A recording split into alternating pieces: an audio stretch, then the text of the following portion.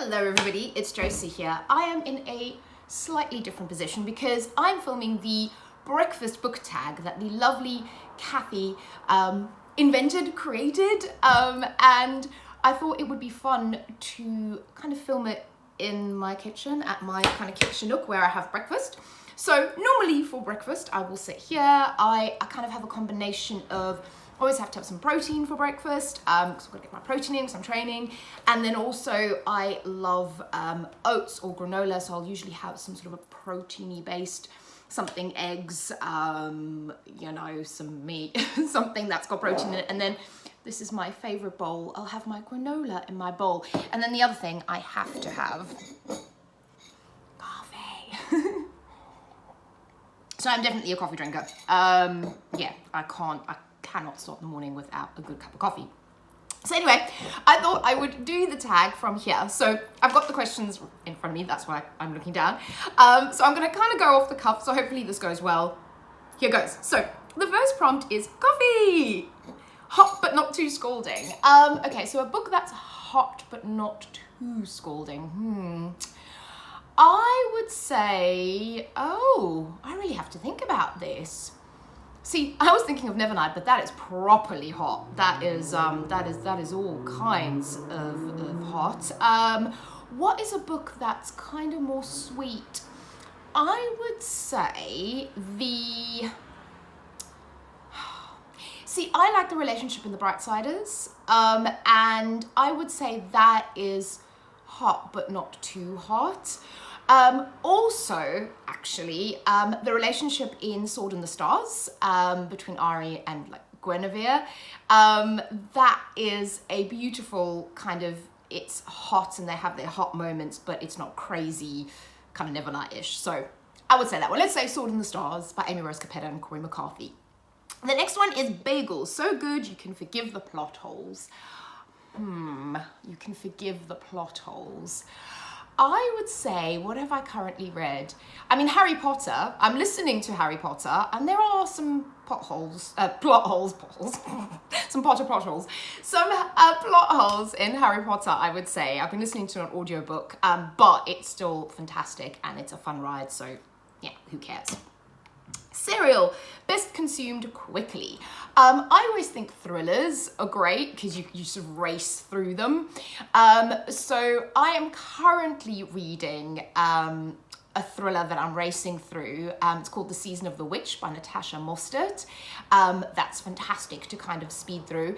I would also say something like a Da Vinci Code, which frankly, I thought was fun.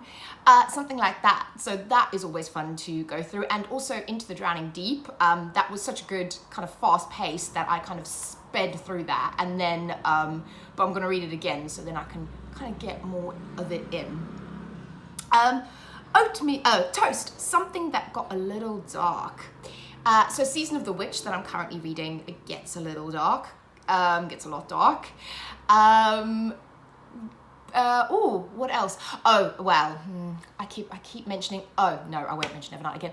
I'm also currently listening to Station 11 by Emily St. John Mandel, and that gets dark in the way that, particularly with the current kind of pandemic that we're seeing, and this focuses on a kind of, I think 15 years after a global pandemic that wiped out most of the population. So the idea of that kind of happening and that sort of extreme aftermath is really dark right now. So yeah, maybe it wasn't the best choice to read right now, but it's actually really poignant and a fabulous book. So yeah. Oatmeal, a book that makes you feel nice and warm. I keep saying Everything Leads to You by Nina LaCour, but it does. All three Jen Wilde books, going off script, Brightsiders and Queens of Geek, they always make me feel happy and warm and like a nice cuddle inside. I love those books. I'm just trying to think what else. What haven't I mentioned yet in that genre? I think also anything, you know, that you kind of read in childhood. So not that long ago, I found a Nancy Drew book, just a random one in a charity shop, and that always makes me feel warm inside because it kind of reminds me of being a child, a teen more, preteen. And then also being a child, The Magic Faraway Tree. So I have a copy of The Magic Faraway Tree, which was my favorite childhood book. And that makes me feel really warm and happy inside.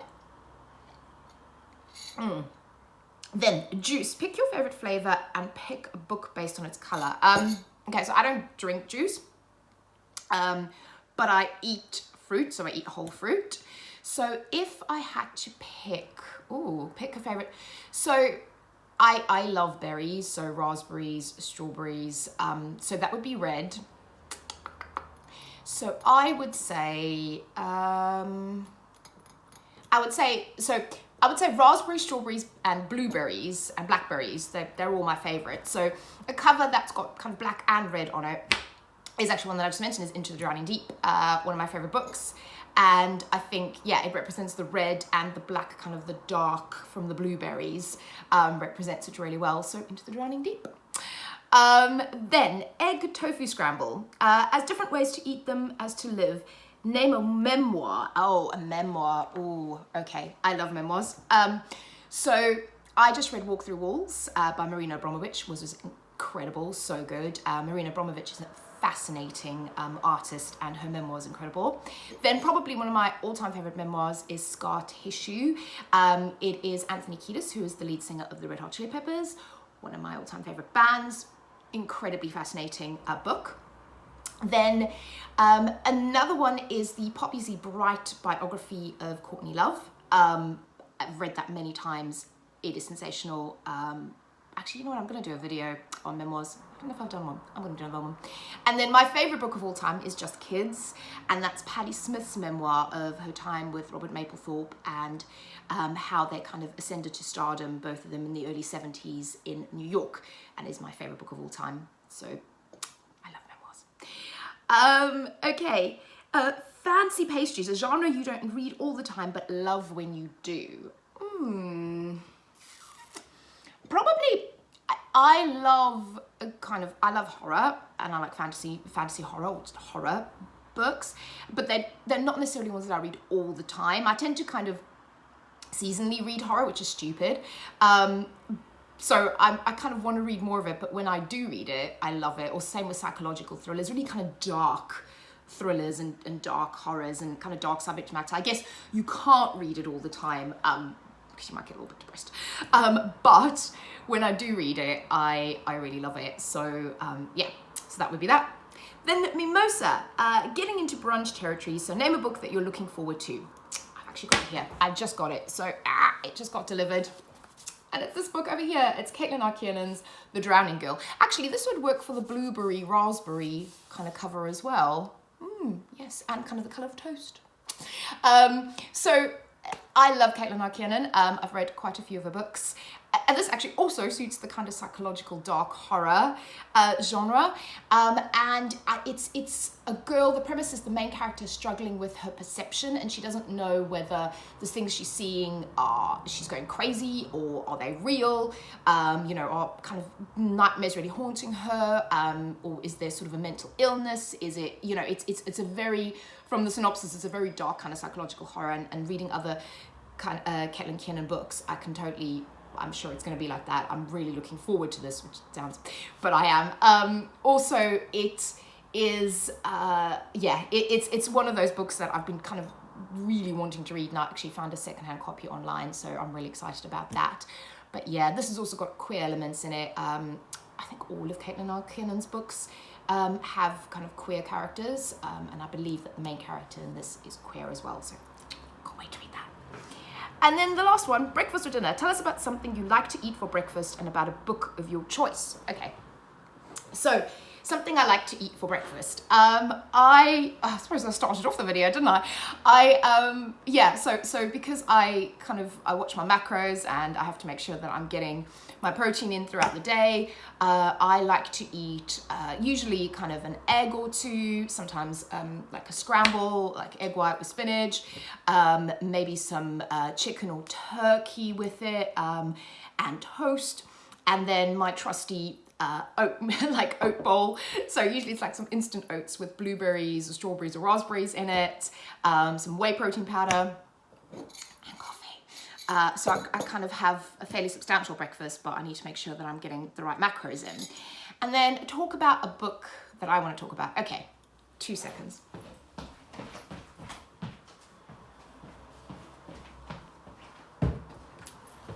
Okay, so again, I just got this because it's just got released, and it's a book called Strong Like Her. And this book, so you can see it says a celebration of rule breakers, history makers, and unstoppable athletes. And it talks about women athletes, women in sport, how women have kind of driven their own path, have broken into sports where, you know, they were previously not allowed. Things like the first woman to ever run the marathon, the Boston Marathon. It goes way back in the history and really kind of charts women in sport, and also women in sport, like you can see on the cover, in traditionally masculine sports. So things like weightlifting, powerlifting, you know, bodybuilding, motorcycle racing, all of those sports that were maybe more considered male sports. And this is beautiful. So it tells the history, but it also has these gorgeous, I mean, look at that, look at that, look at that. These gorgeous portraits of athletes throughout the book, and it is absolutely stunning. Actually, the person on the front is Meg, and Meg, I'm just going to plug her channel, Meg Squats, is awesome channel. Meg's a powerlifter, bodybuilder. She is insane. She's amazing. I love her. And if you're interested in that at all, I would totally check out Meg's YouTube, Meg Squats. She's amazing. But yeah, so I kind of want to talk about this book because I'm really excited. I literally got this yesterday morning, and I cannot wait to actually read it. I've just like looked through it, not just all the portraits, which are incredible, but can't wait to read it. So that's it. So that was the breakfast tag. Thank you so much to Kathy. They did, I think, a wonderful job with this, and this was fun tag to do. Thank you all for watching. Comment down below if you've read any of the books, if you have any recommendations, and I hope you're all safe and well, enjoying your breakfasts, and I will speak to you all again very soon. Bye-bye.